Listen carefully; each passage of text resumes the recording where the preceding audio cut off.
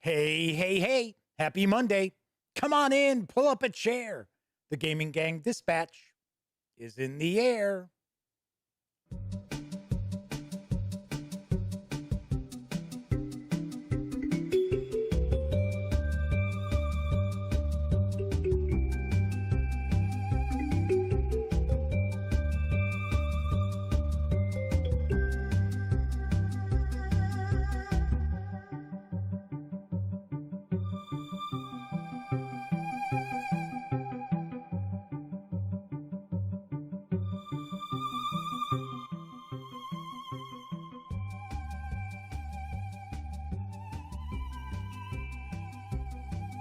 Howdy, howdy, howdy, gang.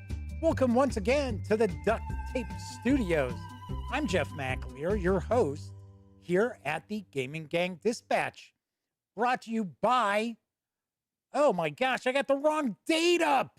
Oh man, I knew I forgot something today. I tell ya.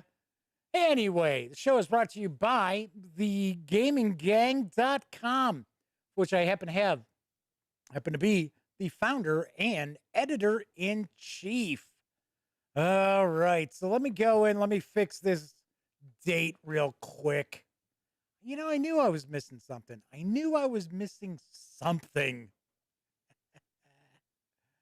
All right, let's see. Yeah. Anyway, a lot of crazy stuff's been going on, which is part of the reason why I don't have the correct date up here. We'll kind of discuss that in just a moment.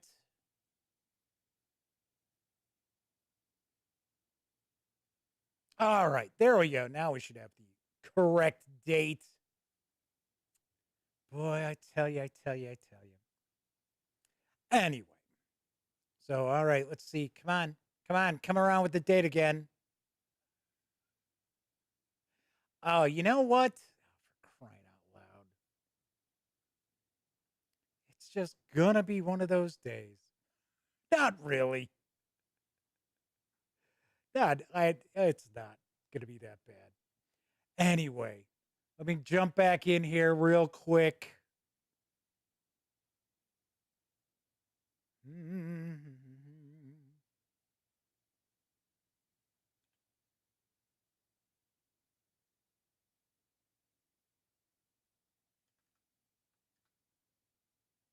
Wow, this is good content, isn't it? Wow. Yeah, I saved it as the wrong file name. That was the problem. Now we got the correct date up. Yeah. Anyway, welcome aboard. This is your first time visiting at the Dispatch. Let me point out, as you can tell, very, very casual around here.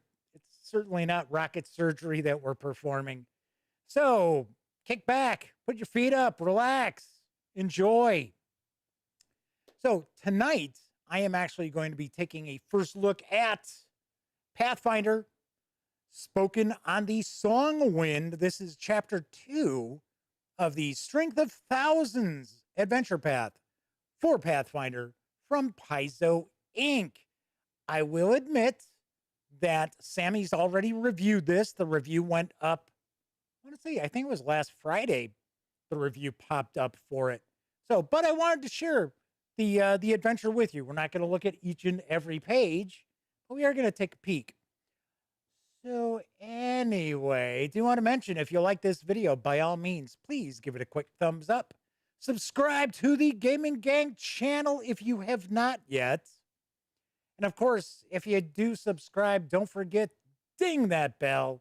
It'll not only let you know when the Dispatch streams live right here on YouTube, it'll also let you know when I upload other videos, such as tomorrow's review of Dungeons & Dragons, The Wild Beyond the Witchlight from Wizards of the Coast. If you missed it, I already did share a first look video, talk about this a bit. And if you check out the first look video, you will have an opportunity to win my copy of the Hydro 74 alternate art cover. So you have to check out the video, the first look video. I will tell you how to get into the running, and I will reveal the winner in tomorrow's review. So there's that. Very nice. Of course, when you're not watching videos on the Gaming Gang channel, be sure to visit thegaminggang.com for all the latest in gaming news, reviews, and a whole lot more. You know the drill. Get your geek on at thegaminggang.com. Finally, this is a live stream, so that means chat is available. It's not on screen.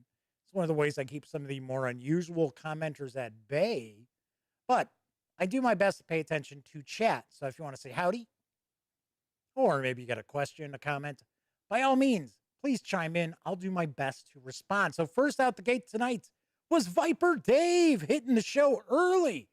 Clint Gibson is with us, Flaming Huron, as well as Kevin R. Smith. It's Mew is here as well in chat. So we're off and running with chat tonight. Very cool. Very nice. So as I mentioned, a lot of craziness going on. So, of course, I am heading to Indianapolis for Gen Con on Wednesday morning.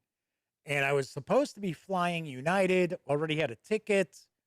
And essentially the game plan was I'm staying at the Crown Plaza. I keep wanting to say Crown Royale.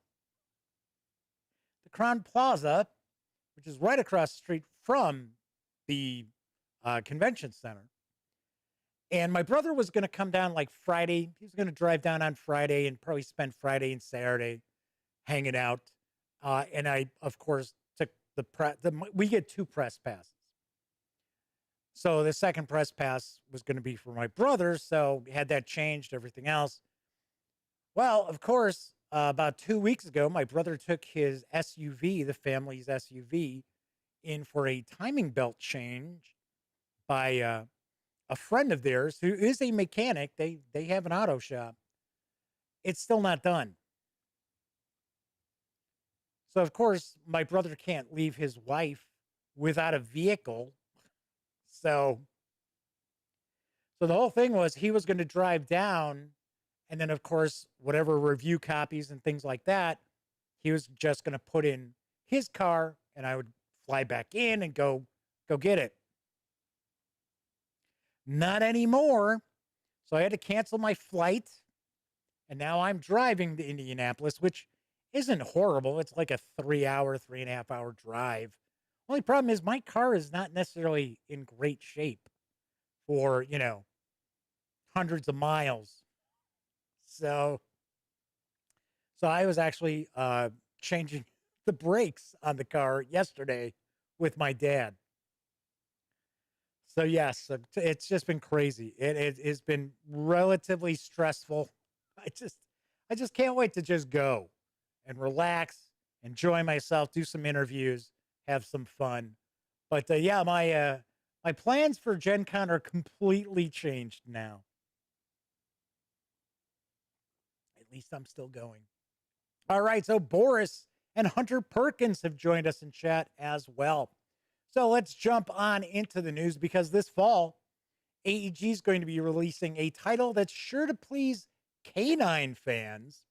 Here's what I know about dog lovers. In Dog Lover, or I should say Dog Lover, not Dog Lovers. In Dog Lover, you'll be fetching cards, collecting bones, and gathering food for your lovable dogs. You'll rescue them from the shelter, train them on new tricks, and cherish their unique traits. The player who takes care of their beloved dogs best will score the most victory points and win the game. In more detail, you start the game with a random dog card, which come in small, medium, and big sizes, as well as a random special trick card. Shuffle the game cards, then lay out the top 9 cards in a 3x3 grid. Next to that, lay out 3 dog trick cards in an adjacent column and 3 rescued dogs in another column. The player farthest from the start player places the watchdog token next to one of the rows or columns, and then the game is ready to play. On a turn, choose one of your trick cards, rotating it as you desire. Then collect cards from the grid that match the pattern on the trick card. As an example, common polyomino shapes. You can take at most one card in the row or column under the protection of the watchdog. You can play and tuck cards both before and after you collect cards from the grid. What do you do with what you collect? Dog cards sit in front of you immediately. Good boy. Food cards are exchanged for one of the 4 types of food. Adoption cards go in your hand, and you can exchange 2 for a rescued dog, which comes with a special power or endgame bonus. Favorite things cards are dog toys that are more valuable when you collect them in sets. Training cards can be tucked under a dog for bonus points, or you can exchange several of them to gain a new trick, which gives you more card grabbing options each turn. Walk cards are worth bonus points when tucked under a dog. Bone cards give you a bonus for fed dogs if you collect enough of them. Trade cards give an ongoing power and an endgame bonus, but you must attach it to a dog the turn you claim it. Otherwise, you usually have to discard multiple cards. When the endgame card appears in the deck, you complete the round so that each player has the same number of turns, then you tally points.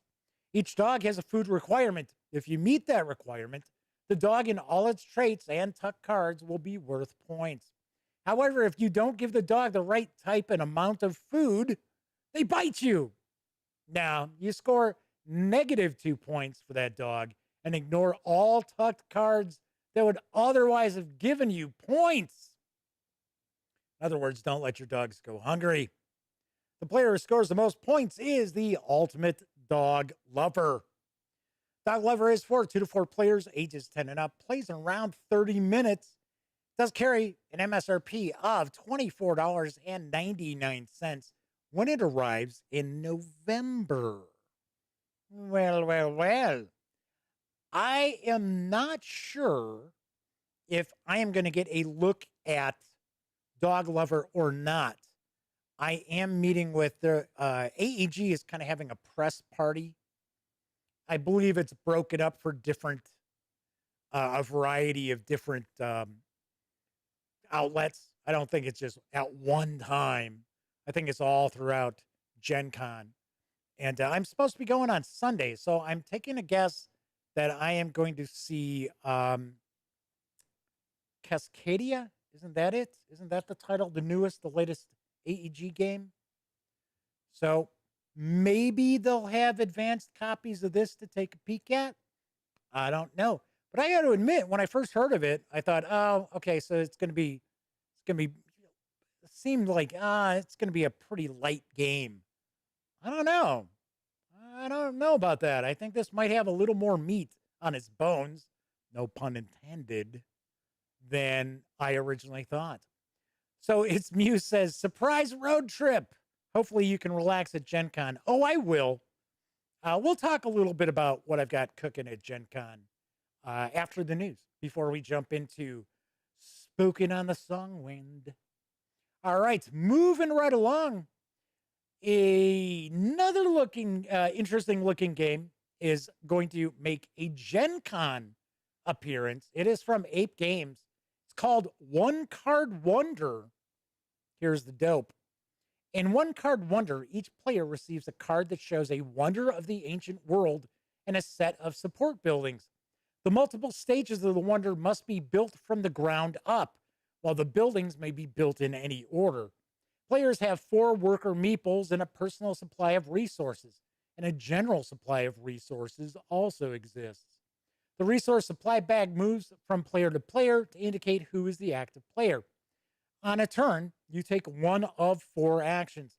You may draw 3 cubes from the cloth supply bag, then add 2 to your personal supply, placing the other one in the general supply. You may also take all resources of one type from the general supply. You may only hold 8 resources at a time in your supply. So if after drawing or taking you have more than 8 resources, you must return some to the general supply. You may build a level of your wonder or building by paying its resource costs from your, you guessed it, supply.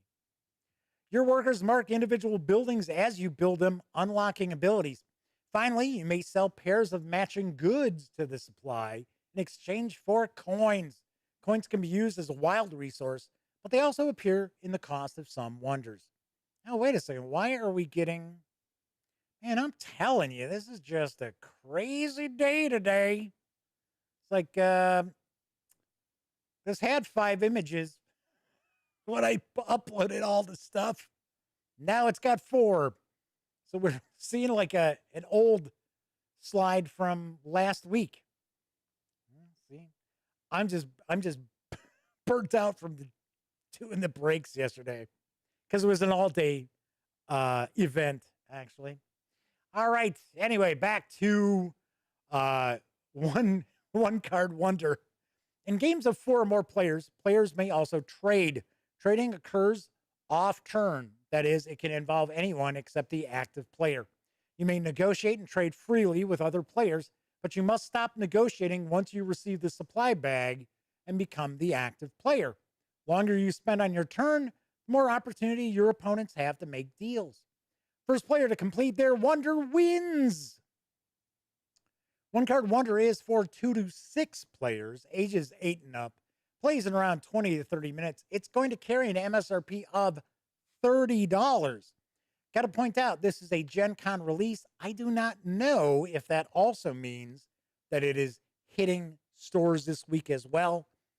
A lot of times we'll see things come out at Gen Con that aren't available for months. So just pointing that out. The Madman has arrived in chat. The Motor City Madman is with us. Very nice.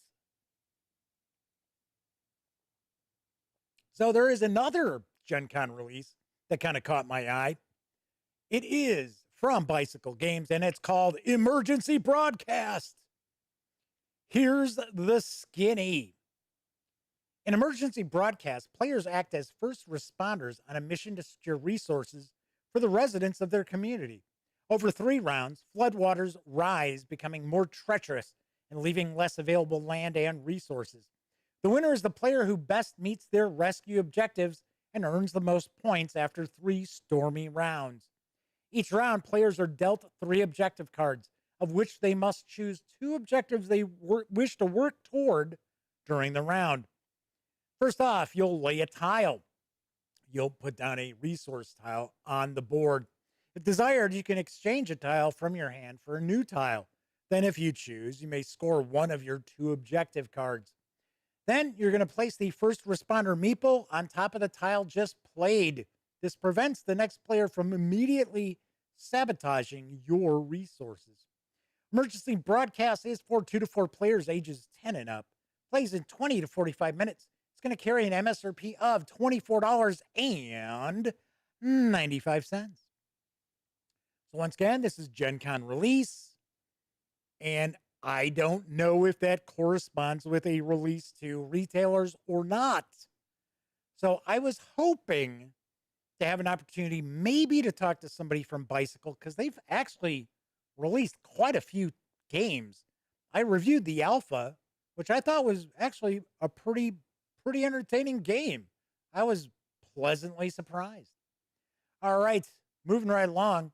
Now in print and PDF from Tim Obermuller Games. It's a new campaign for the Mothership role-playing game.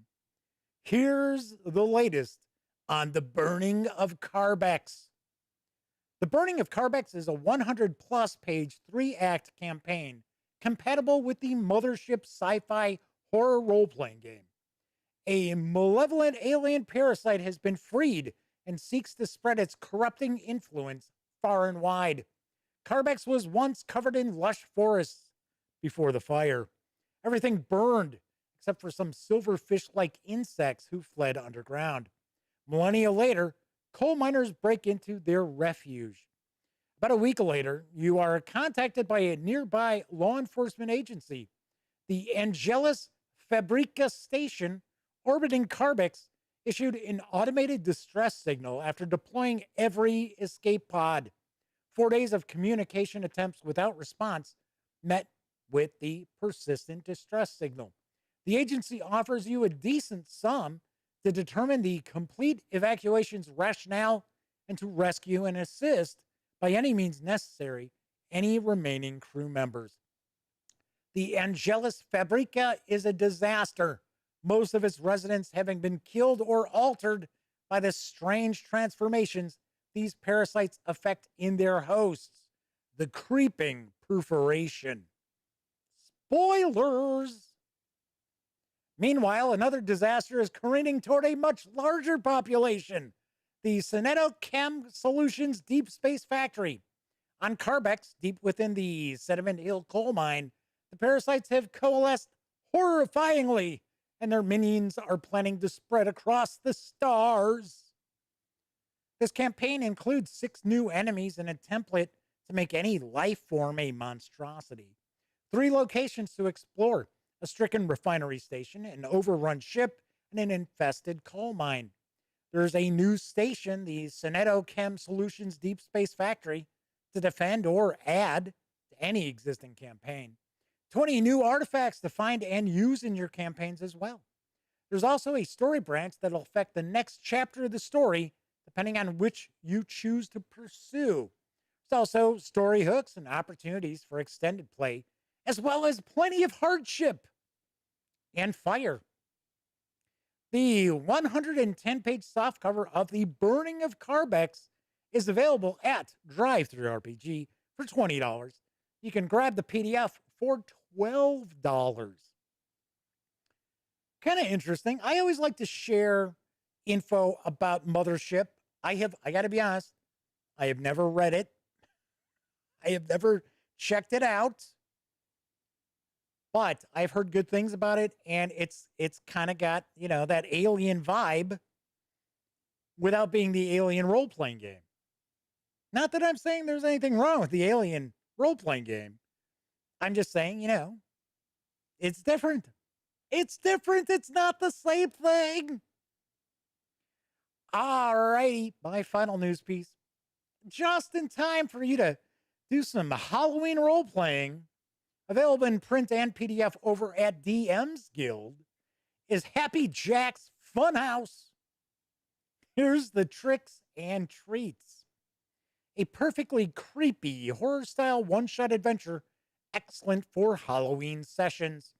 It is a 4 to 8 hour adventure for 4 to 6 characters, scalable for 3rd to 10th level D&D characters. It includes high-resolution maps of Happy Jack's Funhouse, 15 new monsters, including a were-hippo and Happy Jack's employees. It's a creepy adventure perfect for your Domain of Dread, Ravenloft, Curse of Strahd, or home campaign. There's rules for grimoires, games, traps, employees, random junk, and more. It also includes the Happy Jack's rare subclasses supplement with the Jester, College of the Clown, and 4 new magic items. Happy Jack loves you. The painted man rode into town tossing candy and small trinkets to the cheering children. The children's, their mouths stuffed with gumdrops, laughed at his jet black horse adorned with a white saddle festooned with jingle bells.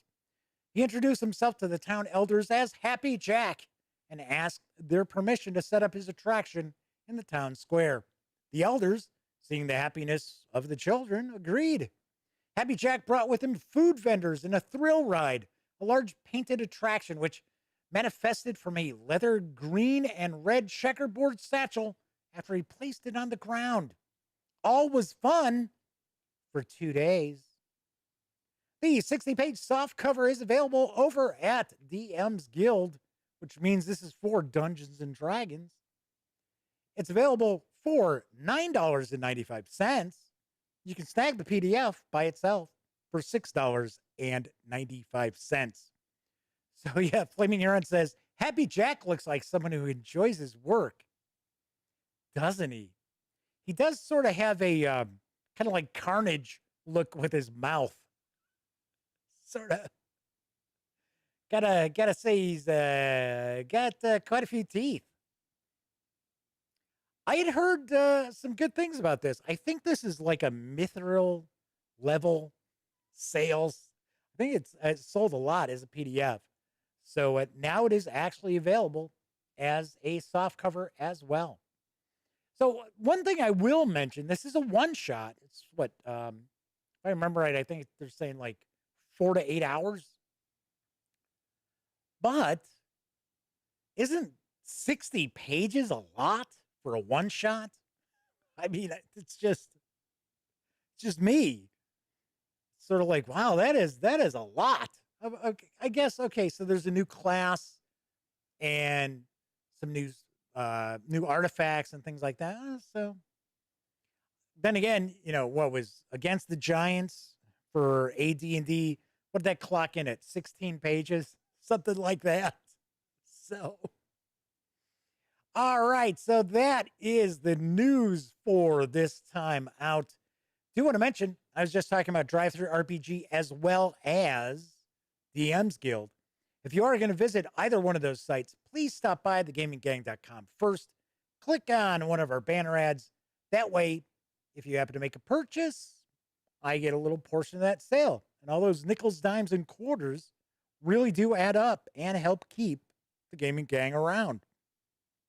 Very nice. Very cool. Also should point out, if you like the website, thegaminggang.com, if you enjoy the videos here on the Gaming Gang channel, if you like what I do, you can always buy me a cup of coffee. You can go to paypal.me/thegaminggang if you'd like to help support thegaminggang.com. Keeping in mind, I don't do Kickstarters on a yearly basis to stick around.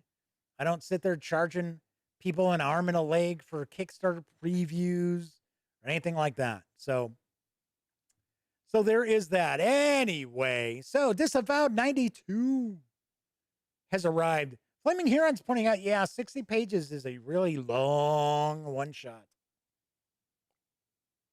When I see page counts like that, and once again, I heard this is a very good adventure, so I'm not knocking that adventure, Happy Jack's Funhouse, by any stretch of the imagination. But I tend to find adventures that have high page counts, but not a lot going on. It's sort of like somebody's got like a novelist complex. It's sort of like, all right, so you don't have that technical writing down for adventures. You're just kind of just writing everything out. All right. Anyway, so Gen Con is going to start on Thursday. I will be in Indianapolis on Wednesday because I'm going to hang out for trade day, see what's going on. I have a good amount of interviews lined up, but I still have quite a bit of open time. So what I'm thinking of trying to do on Thursday is kind of float around the exhibit hall, because I have 3 interviews on Thursday, and off the top of my head, I think they go from like 1 until 3:30. So that I've got some open time. I'm going to kind of stroll around and introduce myself to some of these smaller companies who aren't familiar with the Gaming Gang or myself, and see about doing some interviews. Maybe find out about some smaller companies out there. Find out. I am going to do my best to try to get an interview with somebody over at Goodman Games. I don't know if that's going to happen. I have no clue. I know Harley Stroh was trying to set something up. He's not attending Gen Con, but because I guess maybe he's a school teacher or something, so he can't get away. But I was going to say, or maybe, maybe his kids are in school and he can't, leave them. I don't know. But I'm going to stop by the Goodman Games booth because, for one, I want to see if they've got their annual, because those are usually pretty interesting. So pick that up, and we'll see. We'll see what's going on. I don't know. But I do have things set up, and I'm sure I'm going to forget. But Hobby World, which is, they're actually out of Russia. I reviewed Furnace, which is actually coming out at Gen Con. Enjoyed it. So I've got an interview with them. I've got AEG. I have Czech Games Edition. I've got Battle Lords of the 23rd Century. I might have something going on with Free League. I'm not positive.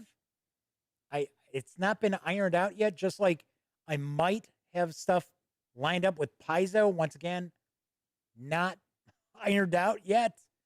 There's been a lot of just, I mean, I've reached out to companies that I mentioned this before, that show that they're exhibitors, but they're not going to be there. But of course, Gen Con didn't take them off. So I don't know. I have no idea. But all in all, right now, I've only got like 10 interviews lined up. So we'll see. We'll see what happens. But I will be kicking back. I will be relaxing. Unfortunately, my best friend, Elliot Miller, his wife said there was absolutely no way he could go. That's what started this whole problem about actually going to Gen Con, how I was getting there. How was I going to get like review copies of stuff back?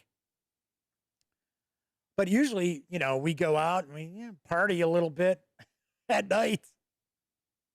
I'm not going to go like after the exhibit all closes, just go back to my room. I know that. I will hang out. I am a little bit of a social butterfly. It's not like I'm like, oh, I got to go. I'm hoping to go have a few beers with Stephen Bonacore, the Podfather, formerly of Stronghold Games. We'll see what happens. I know Stephen usually hangs out with Tom Vassell quite a bit, so which is kind of strange. I mean, they're really good friends. I don't mean anything by that. It's just I know Stephen's a big beer fan, and I think scotches and stuff like that. And Tom doesn't drink at all, as far as I understand. I'm like 99% positive that he doesn't drink. So it's kind of funny that they'll hang out. So I don't know. We'll see. See what happens. All right. 245 Trioxin has swung into chat. Good to see you. Should point out for 245 Trioxin and Clint Gibson, they both won adventures from Paizo Inc. One for Starfinder, the other for Pathfinder. Those did go out today. They did go out media mail, so they will take a little while to get to you, but they were shipped today. So did want to let you know about that as well. All right, so before we jump in, also want to remind everybody, this is your last chance. Today is your last chance to check out the first look video for Dungeons & Dragons, The Wild Beyond the Witchlight from Wizards of the Coast, and get in the running to win my copy of the Hydro 74 alternate art edition. So that is just today. I will announce the winner in tomorrow's review. So I am almost done. I've got about 50 pages to go in to finish up. So I plan on finishing that up tonight, as opposed to playing Pathfinder Kingmaker, which is how I've been spending some of my free time lately. I don't know. I know it's like it's old. I'm like, wait a second, wait, Kingmaker, not Wrath, or what is it? Wrath of the Righteous, I think, is the brand new one that came out. It's like, no, it's Kingmaker. I'm playing Kingmaker. All righty. So once again, I talk about how you can get in the running to win. Got to say that my first look videos pulled in almost 2,000 views. So I have to laugh because it's always like the player facing books for D&D that I pull in like loads of views, like 10,000, 12,000. The adventures and the books that are more aimed at should say dungeon masters, not so much. So I don't know. All right. So enough talking about Dungeons and Dragons. So It's Muse says they were literally playing Baldur's Gate last night. Yeah, actually the new edition that they came out with, the enhanced edition, pretty nice. Pretty nice. Yes, I played Baldur's Gate 1 and 2. Enjoyed the hell out of those. Although the one elf, I think she was an elf with wings. who they had the wings like amputated. She got on my nerves a lot. Always complaining and sob story. All right. Anyway, so tonight I am taking a first look at Pathfinder, spoken on the Song Wind from Paizo Inc. It is the second chapter of the Strength of Thousands adventure path. It's written by Quinn Murphy with assists by James Case, Jessica Catalan, Brian Cortillo, Isaac Carey, Dave Nelson, Lou Pelazar, and Shan Wolf. Artworks provided by Satiwan Lee, Vlada Hladkova, Robert Lazaretti, Artur Nakhotkin, Ian Perks, Christoph Peters, and Louis Salas Lastra, which I have to point out, I have probably mispronounced quite a few of those people's names. So I apologize up front. This 98-page soft cover carries an MSRP of $24.99. You can snag the PDF for $17.99. Before we swing on over to the other camera, Kevin points out, Wild Beyond the Witchlight has attracted controversy for the fact that you can get through it without combat. Maybe that's driving the interest. Actually, at this point in time, almost 2,000 views on a D&D book video is not huge. That's not a huge number yet. Well, we'll see what happens with the review. So I got to be honest. We'll talk about this after the first look, and I'm planning on discussing that as part of the review as well. All right, so It's Mew says, no love for Aerie? No, not at all. Yeah, that was definitely a character. My character was not romancing. That's for sure. All right, let's swing on over to the other camera because here we have Pathfinder, spoken on the Song Wind. As I mentioned, Sammy has already reviewed this. The review went up, I want to say it went up on Friday. It may have been Saturday. And she really enjoyed it. She gave it a 9 out of 10. So definitely check that out. Let's take a look at the back. Trouble in the Academy. The students have proved their mettle to their instructors at the Magamya. I'm not positive about that pronunciation. Who now trust them to handle academy business in the surrounding metropolis of Nentambu, the Songwind city. Nentambu now faces more than its usual dangers, including a vengeful alchemist, stealthy infiltrators, and a crime boss bent on expanding her influence. Can the students discover the secrets of a mysterious artifact, protect their fellow classmates, and still graduate? The Strength of Thousands adventure path continues with Spoken on the Song Wind, complete adventure for 4th to 7th level characters. All right, let's jump on in. I got to be honest, I really had not taken a look at the first chapter of this adventure path because Sammy did a review. So I tend to have her do reviews on some of the Pathfinder stuff, not all of it. And then I like to at least share a peek at them. So to give people, a better idea of what they're getting their hands on. So Joseph Higgins has popped in saying, thanks for the flip through. So I will point out a couple of things. Number one, I'm going to stay up here.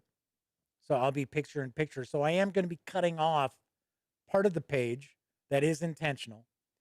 Also, we are not going to look at each and every page of this adventure just because don't need any pirates, which, as weird as this sounds,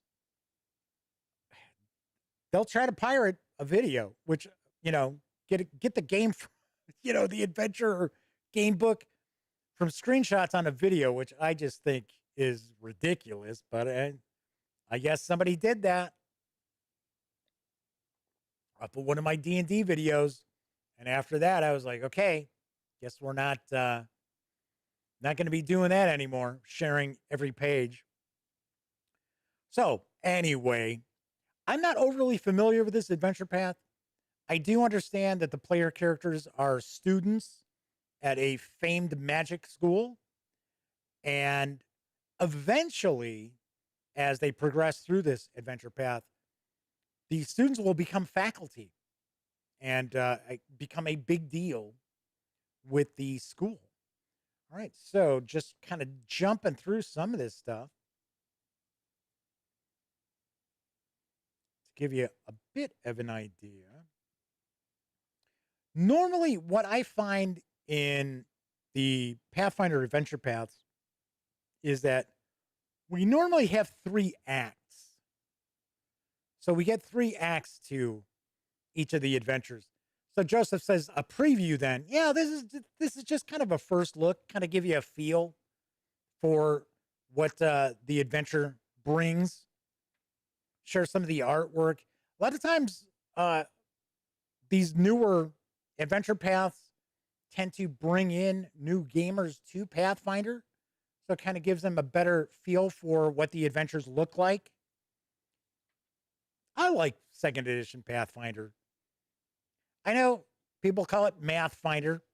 It is crunchy. It is far crunchier than 5th edition D&D.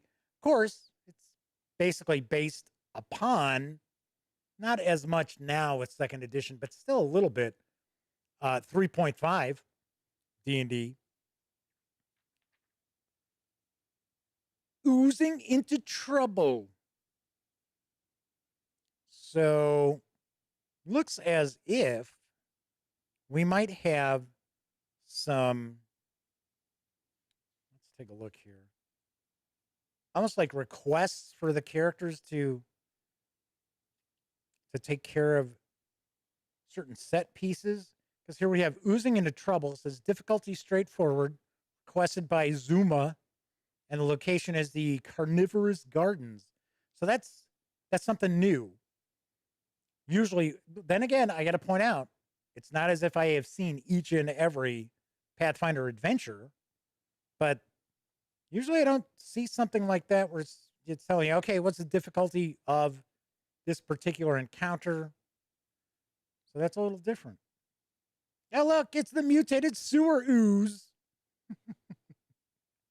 One of the aspects, too, of each of the adventure paths that I always find very useful is the toolbox, the adventure toolbox at the end, because you usually get a bit of a gazetteer for the area that the adventure's been taking place in, as well as some new magic items. Sometimes you'll actually get some new mechanics every once in a while. Chapter 3, The Flooded Mansion. I know you're probably tired of hearing me say this, but I do like the art style that Pathfinder has adopted for their 2nd edition as opposed to their 1st edition. Now, every once in a while, we did see this in Secrets of Magic. Every once in a while, they'll have some artwork that looks very much like the 1st edition Pathfinder artwork, which to me was pretty cartoonish. It was not very realistic. And I know there are a lot of people out there who really dig that art style. I'm just saying it wasn't my bag of tricks. I didn't think it was horrible. It wouldn't prevent me from playing. It's just I tend to like a bit more realistic looking artwork. I know, strangely enough, when I did the first look at the Wild Beyond the Witchlight, there were a couple of commenters who were like, "Oh yeah, this artwork, this is why I don't like D&D anymore." I was like thinking to myself, you do realize that the adventure is very whimsical. So we had some folk tales. Nice. I especially like this piece of art. In fact, I use this interior page on the review that Sammy did. I shared that because I usually try to share a couple of interior pages. All right, so here's the adventure toolbox. So we get, so for an example, remember I was talking about, you get some new mechanics. So it says, following new rules supplement the hero's adventures and spoken on the Songwind. Talking about rituals. So we've got some, a new ritual, community repair. We've got new magic items, of course.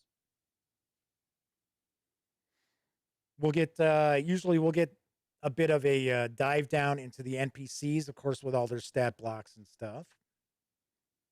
So here we've got a new archetype, the folklorist.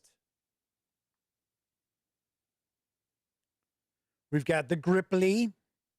So this is our, looks like is it considered new race to, no. I was going to say, I was wondering if this was a new player character race that you could use, but now it's just essentially the bestiary here. Serpent folk. So here we get into the major NPCs of the adventure as well. And then we've got the Flooded Manor on the back cover. And Nantambu on the front cover. All right, so that's just a peek at spoken on the Songwind for Pathfinder. Of course, once again, as I mentioned, the review is out on the Gaming Gang. Sammy Uhas took care of that. So very cool. I also have to point out that the Mwangai Expanse, I reviewed that. That is a video. And of course, that's where Strength of Thousands is taking place. So you might want to take a peek at that as well. All right. So that is our first look for the night. Pretty quick show so far. Zip through that pretty quickly. All right. So one thing I was going to point out, and I guess, I'm giving something away from tomorrow's review of The Wild Beyond the Witchlight. And Kevin brought it up, talking about that there's controversy about it not necessarily being a combat-heavy adventure, which I already had a feeling it wouldn't be, because it takes characters from 1st level to 8th level, which if it was a combat-heavy adventure, you would normally see that range go further, especially with a 250 page count. So I don't know if there's a controversy that you don't have to resort to combat. I gotta say, I like that. That is, in my opinion, that is one of the selling points of the adventure. And that is, for one, I think there's a lot of people complaining about it because they don't know what's in the adventure. They've heard some stuff, even if you take a peek at my preview, my first look, I didn't know anything about it. The book arrived 15 minutes before I started shooting the video. So, and once again, that was just a preview. It's a first look. But you could kind of tell that it is a fairy tale sort of adventure. It is not dark and grim. It's not grim dark. So I like that. I mentioned in the first look video, I am a fan of old school Renaissance, kind of fairy tale like adventures. I like that a lot. I don't necessarily want all of my fantasy role-playing adventures to be that typical high fantasy kind of setting. It's just not my bag. So I don't know. I have no idea. I mean, in comments, feel free. People who watch after the fact, let me know if you think it's controversial, or if you are a fan of D&D and are disappointed that it's an adventure that you could get through without resorting to a lot of combat. If you're, hanging out and chat and you got any thoughts, by all means, chime in. We can talk about it a little bit. Like I said, this is a pretty short show tonight, pretty quick show. As far as, usually we're clocking a little more than an hour, about hour 15. So the Madman says they have a question about Wild Beyond the Witchlight. They use the term race. Didn't Wizards of the Coast begin using culture in its place? I thought they were doing that too. And that sort of throws me off a little bit. And I say race when I'm talking about role-playing games and things like that. I don't know. To me, I don't get worked up about that. I am not necessarily the most woke person out there, although there are things that I think are just like way, way out of hand that people take just way, way too seriously. But, I thought that is what they were looking towards too. But yes, they have presented this book as containing 2 new races. And they say races, not cultures. So Kevin says a lot of the grumbling came from supposedly old school 5e critics. I thought that was funny. I got to be honest, I didn't think you really had old school 5e players.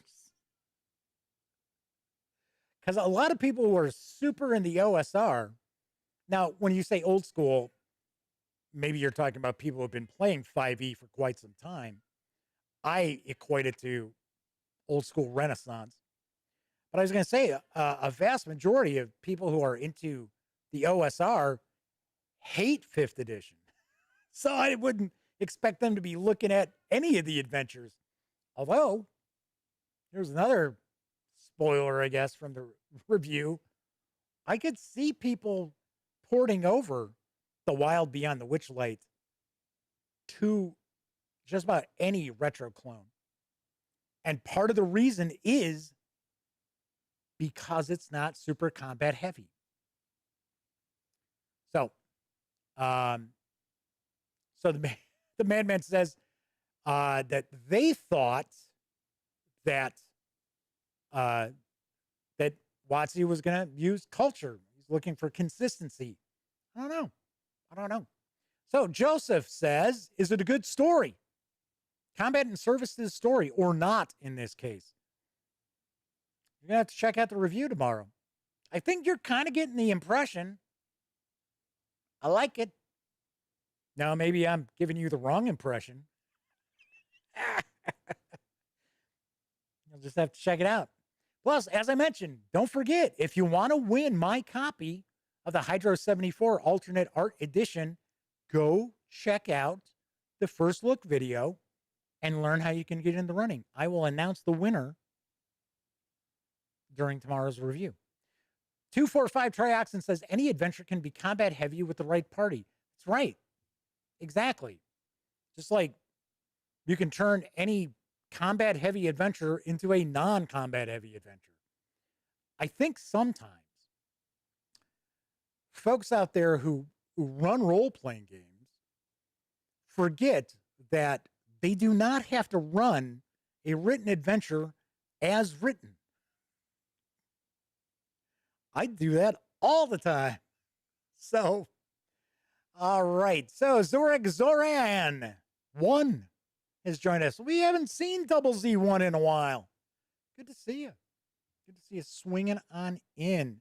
So, yes, the murder hobos. The Madman mentions the murder hobos. I have no time for players who are murder hobos.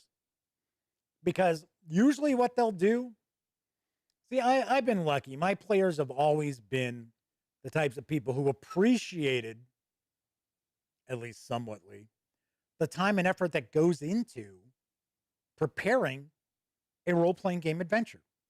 I mean, there are a lot of gamers out there who just think everything is like, whatever. That's easy, man. Anybody could do that. Well, it depends on how you run your game.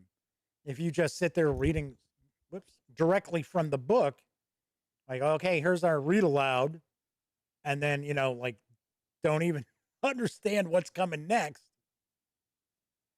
then I would think, yeah, it's pretty lousy. But like I said, my players have always at least somewhatly appreciated the fact that I put some investment of time and energy into running the adventure. So they're not murder hobos. Because like a lot of times murder hobo characters or players, I should say, they'll like try to do stuff just to screw over the game master and ruin the adventure. But then again, I mean, some of the adventures that are presented are kind of like, well, what's going to happen. If we actually go and do whatever and we take on this NPC's quest, we're going to get back, and you can just tell this is the kind of NPC who's going to double cross us. So why don't we just kill him now? Well, if you do that, you're not playing D&D tonight or whatever, right? So, the Madman points out Adventures in Middle Earth for 5e uses culture instead of race. Yeah, like you said, I remember there was discussion about it. I think there's also discussion from Paizo as well, that they were looking more towards referring to race as culture. Because of course there's the big stink from some players who are like, well, these evil races that have been traditionally evil shouldn't be looked at like they're all evil. Once again, I think that's one of those things that people are just getting way too worked up about, because it's like, okay, great. Then in your game, orcs don't have to be evil. Fine. Goblins don't have to be evil. Kobolds don't have to be evil. I do that all the time. I don't sit there, never complained where it's like, how come those races are always evil? All righty. So that is it for this time out. So Flaming Heron says, yeah, I honestly haven't been paying attention. Better things to worry about.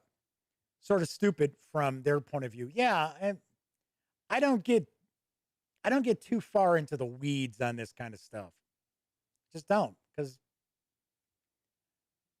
there's always going to be people in this hobby who all they want to do is walk on your buzz and chase their tails. I don't have time for that. I just don't. All right. Anyway, so that's it for this time out. Once again, if you like the video, by all means, please give it a quick thumbs up. Subscribe to the Gaming Gang channel if you haven't already. If you do, ding that bell. Will not only let you know when the dispatch streams live right here on YouTube, it'll also let you know when I upload other videos, such as tomorrow's review of Dungeons and Dragons, The Wild Beyond the Witchlight from Wizards of the Coast. Of course, no show Wednesday. I will be at Gen Con. I will be trying to upload video interviews maybe the night they take place, or, the same day that they take place. It's all going to depend on what kind of internet connection I have at the hotel, because sometimes their uploads are awful, but I will do my best.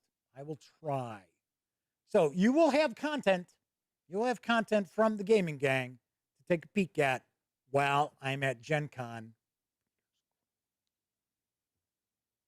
Those of you who hung out live, thank you so much. Yes, everybody's mentioning, hey, safe trip. Yes, thank you. I'm hoping the car makes it.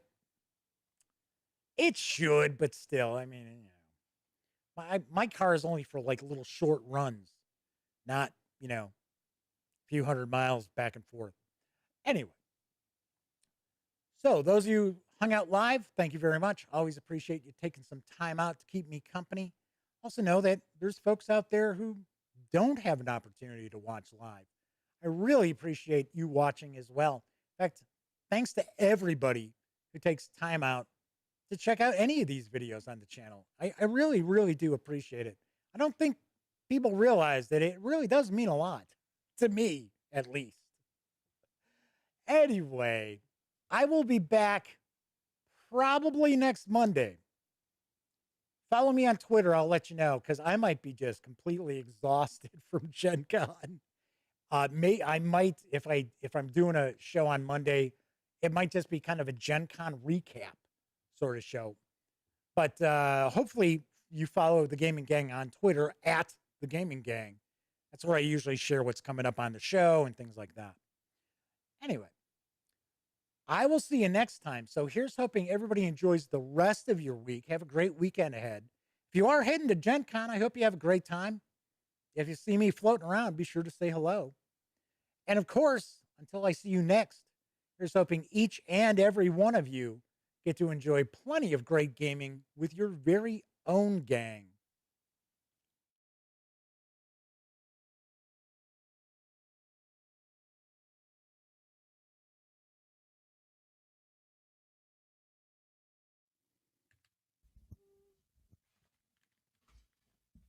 Oh, you're still here. Well, while you're kicking it, how about subscribing to the Gaming Gang channel? Or seeing the latest episode of the Gaming Gang Dispatch? Or finding out what YouTube recommends you check out here at my channel? And of course, don't forget, get your geek on at thegaminggang.com.